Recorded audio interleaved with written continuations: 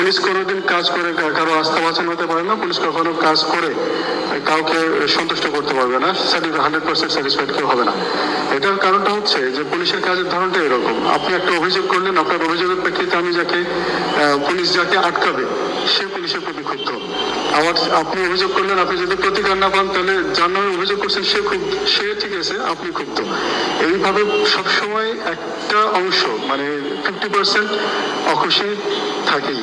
আর একটা বিষয়টা হচ্ছে যে আমরা যারা এই কাজগুলো করি, আমাদের কাজগুলো কিন্তু অত্যন্ত ঝুঁকিপূর্ণ। আমাদের পেশায় আপনারা একটু বলি, যখন এই সুযোগটা পেলাম, আমার যে সাধারণ সদস্য যারা আছে এরা কিন্তু মাসে 34টা ডিউটি করে।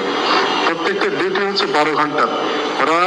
এদের কিন্তু কোনো সাপ্তাহিক ছুটি নেই, এরা কোনোদিন কোনো উইকেন্ড পায় না। এরা 30 দিনে 30টা ডিউটি করে আর 4 দিন 24 ঘন্টা ডিউটি করে।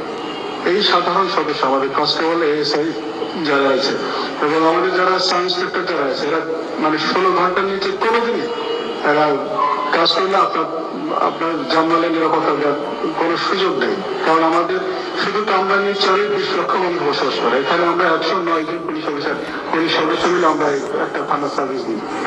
স্যার, আসলে আপনার বক্তব্য শুনে খুবই ভালো লাগলো যে কনস্টেবল থেকে এএসআই, সাব ইন্সপেক্টর যারা মাঠে কাজ করে, মামলা তদন্ত করে এবং নিয়মিত ডিউটি পালন করে এবং সাব ইন্সপেক্টরের নামে হাওলাকৃত মামলাগুলো সে নিয়মিত ডিউটি পালন করে আবার সেই সারা রাত বসে সেই মামলাগুলো লিখতে হয়।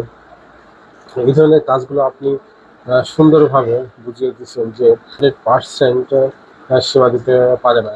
কারণ একজন ব্যক্তি অভিযোগ দিলে অবশ্যই সেই অভিযোগটা অপোজিট পক্ষের বিপক্ষে যাবে। সেই বিপক্ষ পার্টি অবশ্যই পুলিশের এন্ট্রি হয়ে দাঁড়াবে। আপনারা হয়তো বোঝেন বা জানেন বিভিন্ন আইনের বিষয় আছে। আইন জানা সবার জন্য বাধ্যতামূলক, সবাইকে আইন জানতে হবে এবং আইন মোতাবেক চলতে হবে এবং আইন প্রয়োগকারী সংস্থাকে সহায়তা করতে হবে। একজন সাধারণ পাবলিক তারও একটি গ্রেপ্তার করার ক্ষমতা আছে। সে একজন পাবলিকের সামনে যদি কোনো ব্যক্তি ধর্তব্য অপরাধ করিতেছে দেখতে পান বা অস্ত্র নিয়ে ঘোরাফেরা করতেছে, মাদক নিয়ে ঘোরাফেরা করতেছে, এই সমস্ত ব্যক্তিকে একজন সাধারণ নাগরিক গ্রেপ্তার করতে পারেন। ধন্যবাদ। আসসালামু আলাইকুম।